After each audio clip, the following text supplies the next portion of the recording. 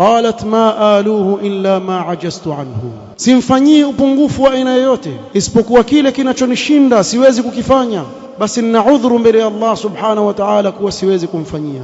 Faqala sallallahu alayhi wasallam undhuri aina anti minhu fa innama huwa jannatuki wa naruki, rawahu al-Imam Ahmad wan-Nasa'i.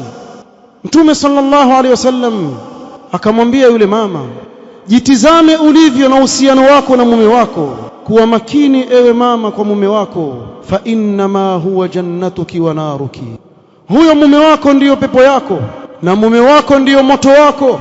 Ikiwa utaamiliana naye vizuri akawa radhi na wewe, ndiyo pepo kesho mbele ya Allah subhanahu wa ta'ala. Kinyume chake kuna moto, wal iyadhu billahi, kesho akhira. Mwanamke atanabahi juu ya maneno haya ya Mtume sallallahu alaihi wasallam, fa innama huwa jannatuki wa naruki, mume wako huyo unayemuona ndiyo sababu ya wewe kuingia katika pepo ya Allah subhanahu wa ta'ala, au aweza kuwa ni sababu ya wewe kuingia ndani ya moto, iyadhan billah.